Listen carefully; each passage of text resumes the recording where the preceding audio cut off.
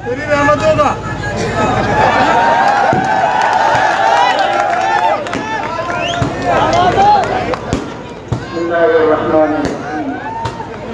अस्सलामु अलैकुम व रहमतुल्लाहि व बरकातुहू। नहमदुहु व नुसल्ली अला रसूलिहिल करीम।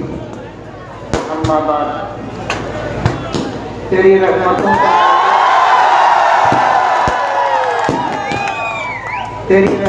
का दरिया सरेआम चल रहा है।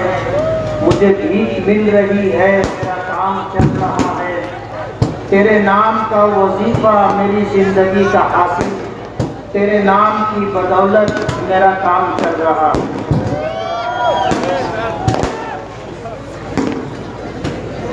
मैं पहले इस बात की वजाहत कर दूं, ये जो पटाखेबाजी हो रही है ये हम नहीं कर रहे।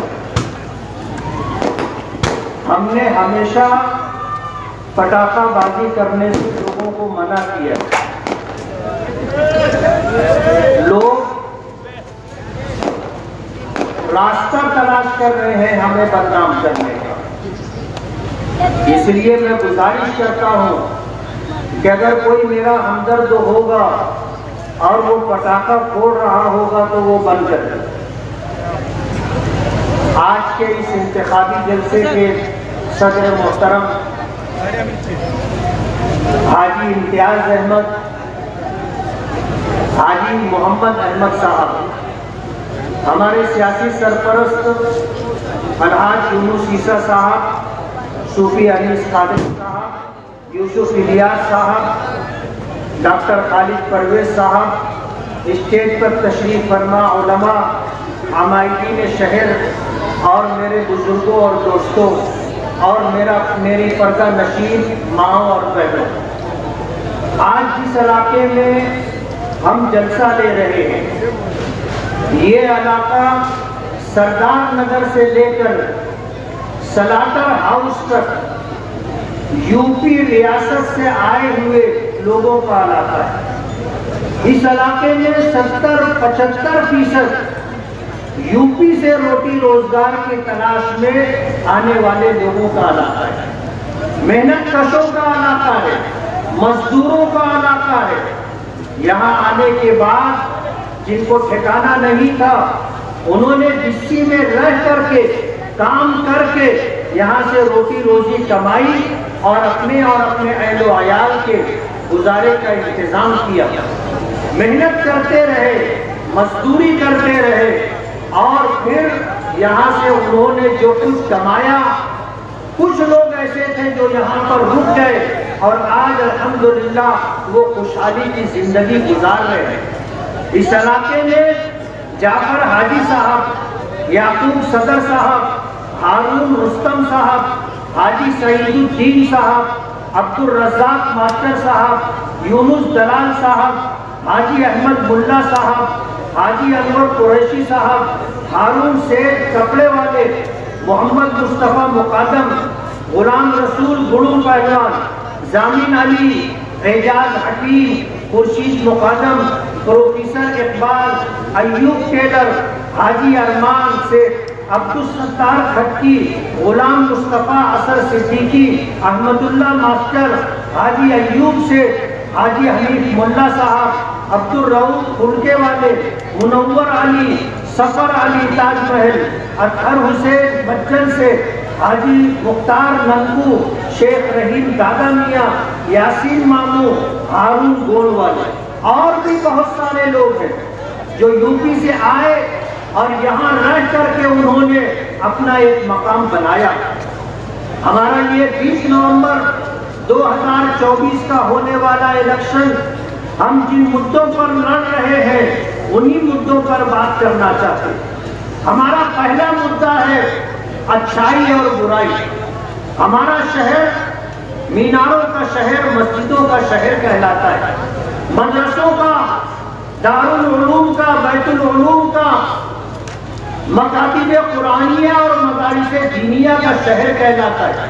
हमारा ये शहर अपनी एक मिली, अपनी एक मजहबी शनाख्त रखता है। इस शहर के लोग अच्छाई और बुराई को अच्छी तरह समझते हैं। और अल्लाह का बहुत बड़ा एहसान है कि नबी करीम सल्लल्लाहु अलैहि वसल्लम की हदीस पाक की रोशनी में इस बात पर अमल पैरा है कि अगर बुराई को देखो तो उसको ताकत से रोको, हाथ से रोको, और अगर हाथ से नहीं रोक सकते तो उसको जुबान से रोको, और अगर जुबान से नहीं रोक सकते तो उसको दिल में बुरा समझो। और ये ईमान का सबसे कमजोर दर्जा है।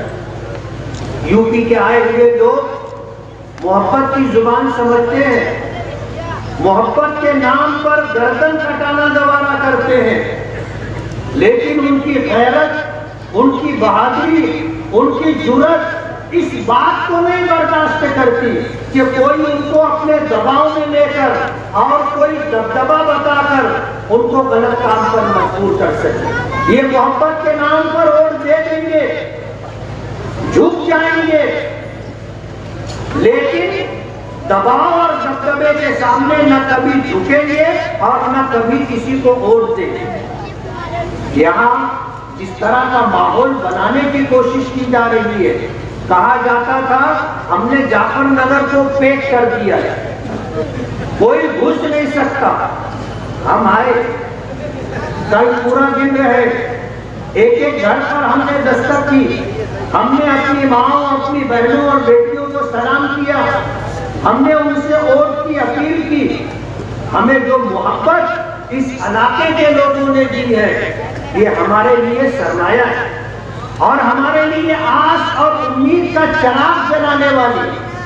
आने वाले 20 नवंबर 2024 को इंशाअल्लाह इस इलाके से हमें ऐसी भरपूर वोट मिलेगी कि जो लोग पैसे की थैलियां लेकर चल रहे हैं और यूपी के गैर मुसलमानों को खरीदने की बात कर रहे हैं, उनको 20 तारीख के वोटिंग और 23 नवंबर के रिजल्ट के बाद समझ में आ जाएगा कि वो कहां करें।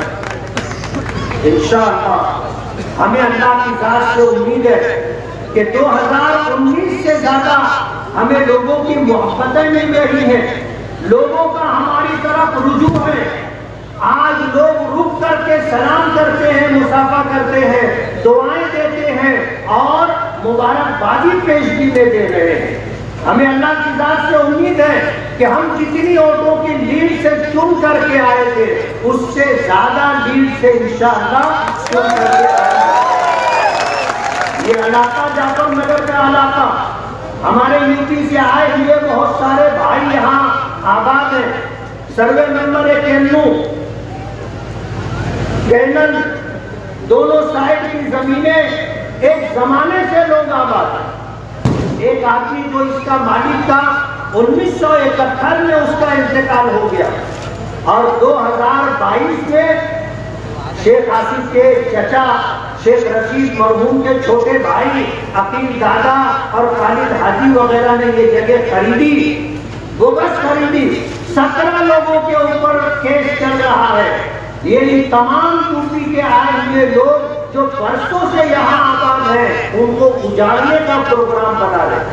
शहर में इस तरह का काम करते हैं ये लोग कि किसी के सरपरस्त का, खानदान के बड़े शख्स का इंतकाल हो गया तो कई बच्चे होते हैं, अगर मिरास की तकसीम में आपस में कोई इख्तिलाफ हो गया, एक भाई को कुछ पैसा दे करके उससे खरीदी ले, जनरल मुख्तार ले लेते हैं और लिटिगेशन डाल देते, झगड़ा डाल देते और बाद में उस प्रॉपर्टी को औने पौने खरीदते। ये वो लोग हैं जो सरकारी जमीनों को, नालों को पाट कर टुकड़ा बना करके बेचते हैं। ये वो लोग हैं जो ओपन स्पेस टुकड़ा बना करके बेचते हैं और एक टुकड़ा कई लोगों को बेच देते हैं। ऐसे हालात हैं ये लोग करते हैं।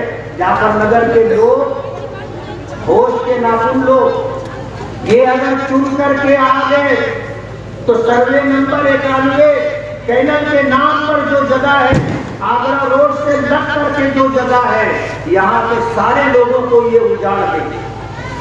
आज इख्तियार में नहीं है तो उन्होंने जगह खरीद ली है और जिस दिन इख्तियार में आ जाएंगे तो उसके बाद आपसे ये जगह खाली करवा लेंगे।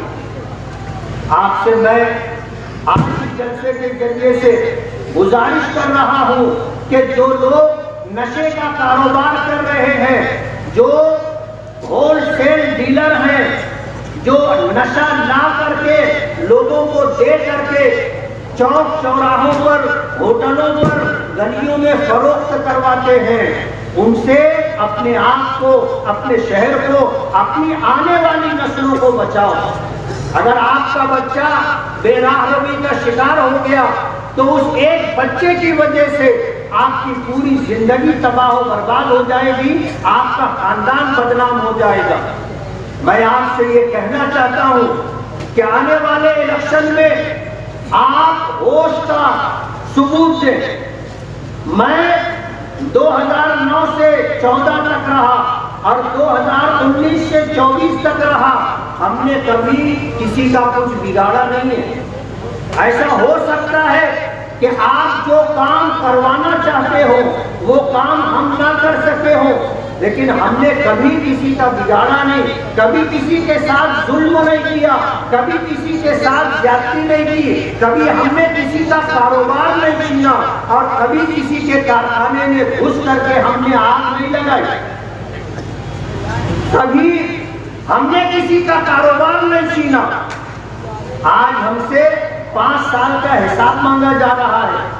मैं आपको बताना चाहता हूं कि अपने शहर में बुनियादी सहूलतें, रोड है, गटर है, पीने का पानी है, लाइट है और इलाज और मुआवजा है, ये जिम्मेदारी कारपोरेशन की है, किसी एमपी की और किसी एमएलए की नहीं है। ये आपको गलत रुख पर ले जाना चाहते हैं और हमें उलझाने की कोशिश कर रहे हैं कि आप 5 साल का हिसाब दो। 5 साल का हिसाब तो हमने दे दिया कि हमने 165 करोड़ रुपया बाईपास हाईवे के लिए लाया, 149 करोड़ रुपया सबसे बुनियादी जरूरत पानी के लिए, तलवाड़ा डेम से मालेगांव फिल्टर प्लांट तक 3 फीटी पाइप लाइन और 5 पानी की टाकियां और इसी तरह गली गलियों में जहां पर पीने के पानी की पाइप लाइन नहीं है वहां पर पानी की पाइप लाइन डाली जाए। हमने 100 बेड का हॉस्पिटल मंजूर करवाया, 76 करोड़ रुपया उसका एस्टीमेट है। नोमानी पुल के लिए हम 5 करोड़ 76 लाख रुपया लेकर के आए। 100 करोड़ के बुनियादी काम हम कर रहे हैं। हमने तो अपना हिसाब दे दिया। 7.5 साल तक कभी माँ मेयर रही, कभी बाप मेयर रहा। इन 7.5 सालों का हिसाब जो कंटिन्यू है वो कौन देगा? कारपोरेशन का बजट आज 1000 करोड़ रुपया है, उसका हिसाब कौन देगा? उसके हिसाब के देनदार आप हैं, आपको हिसाब देना है। आप मेयर भी रहे, खुद भी मेयर रहे, बाप भी मेयर रहा, माँ भी मेयर रही और कई मरतबा मेयर रहे। कारपोरेशन का हिसाब कौन देगा? आपने अगर ईमानदारी से मालेगांव के लोगों का काम कर दिया होता, आज मालेगांव में रोड गटर की तकलीफ नहीं रहती। आज हमारी माएँ और बहनें अपना इस्तेमाल शुदा पानी खड्डों से निकाल कर दूर दराज मकामात पर फेंकने जाती। ये सब किया कराया तुम्हारा है, हिसाब हमसे मांगते हो। कारपोरेशन में मेयर की कुर्सी हासिल करने के लिए फिरका परस्तों से तुमने साठ-गांठ की और तलवाड़ा डैम का पानी आपने अपनी मेयर कुर्सी के लिए बेचा। जब मालेगांव में इस बात का शोर हुआ, अखबारात में और सोशल मीडिया पर ये बात आई तो सीना ठोक करके मरहूम शेख रशीद साहब कहते थे कि हाँ पानी बेचा है, हमारा बस चलेगा तो नारू शंकर का किला भी बेच जाएगा। ये हमारी बात नहीं है, ये उनकी अपनी कही ही भी बात है। कहते हैं ना कि माजी आदमी का पीछा नहीं छोड़ता। फिरका परस्तों से आप साजबाज करते, उनको जो है स्टैंडिंग कमेटी की चेयरमैनी देते हो और उनको जो है डिप्टी मेयर की चेयर देते हो। मालेगांव की तारीख में कभी किसी सियासी पार्टी ने और कभी किसी सियासी लीडर ने फिरका परस्तों को कभी कुर्सी नहीं दी, कभी ओहदा नहीं दिया। ये आपने किया है और कई मर्तबा आपने किया है। हम तो अल्हम्दुलिल्लाह शहर में काम कर रहे हैं और काम करते रहेंगे। अभी आपने सुना यूसुफ इलियास ने बताया, मैं आपको बताना चाहता हूं कि बुनकरों के लिए बिजली की सब्सिडी हमने मंजूर करवाई। 27 HP से नीचे जो सब्सिडी दी जा रही थी उसमें 1 रुपये का इजाफा पर यूनिट और 27 HP से ऊपर जो सब्सिडी दी जा रही थी पर यूनिट मजीद 75 पैसे की सब्सिडी हमने दिलवाई। आप तो मालेगांव में बुनकरों को तकलीफ देते हो। MPSL जो प्राइवेट बिजली कंपनी आई है, आप लोगों पर दबाव बनाने के लिए बिना वजह उनके कारखानों में रेड करवाते हो। अभी परसों नरसों रात में 1:30-2 बजे के करीब हमारे एक साथी के कारखाने में रेड करवाई गई। घंटों की तहकीक और छानबीन के बाद कोई चोरी का मामला सामने नहीं आया, लेकिन इस तरह लोगों को परेशान किया जा रहा है। प्राइवेट बिजली कंपनी लाकर करोड़ों रुपया उनसे रिश्वत का लेकर पूरे शहर के ऊपर 20 साल के लिए अजाब मुसल्लत किया। और जब सरकारी कंपनी थी तो हम इतनी तकलीफ में नहीं थे। इस मजमे में ऐसे सैकड़ों लोग होंगे कि MPSL प्राइवेट बिजली कंपनी ने लाखों रुपया उनसे नाजायज तरीके पर लिया है, गलत टैक्सों के नाम पर लिया है, जुर्मानों के नाम पर लिया है। इस तरह के हालात हैं। वक्त बहुत कम है।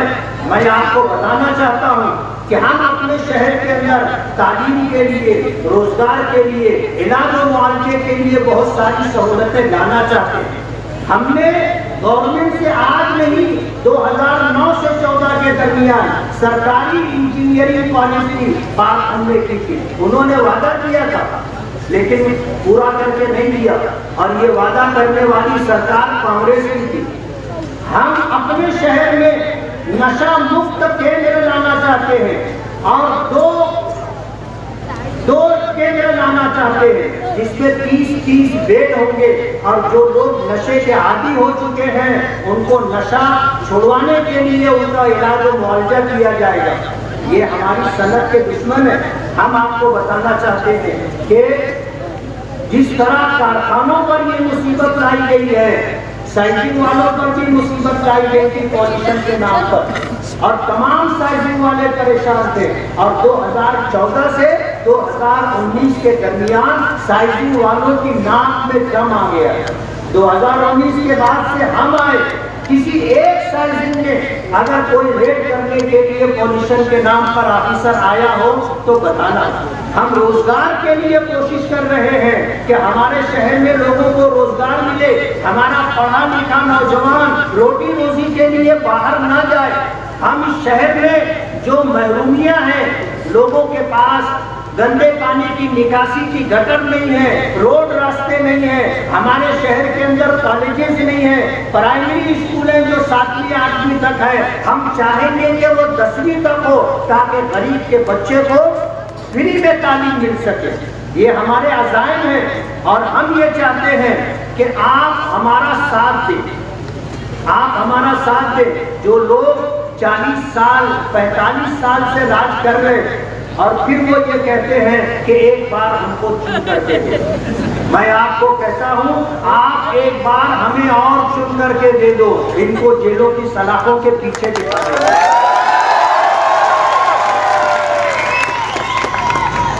इन्होंने जो बोया है वो उन्हें काटना तो पड़ेगा और बकरे की मां कब तक खैर मनाएगी?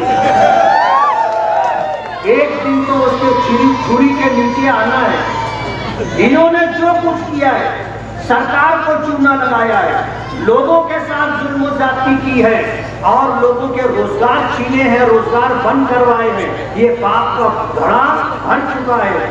मैं आपसे ये गुजारिश करता हूँ कि ऑल इंडिया मजलिस इत्तेहादुल मुस्लिमीन ने हमें उम्मीदवारी की और इस शहर में 2019 में हमें चुन करके दिया था हमने 5 साल का हिसाब किया है, हमारे अज़ाइम में बड़े बड़े काम हैं। हम आपसे गुजारिश करते हैं कि मजलिस के निशान पतन पर वोट देकर आप हमें कामयाब करें।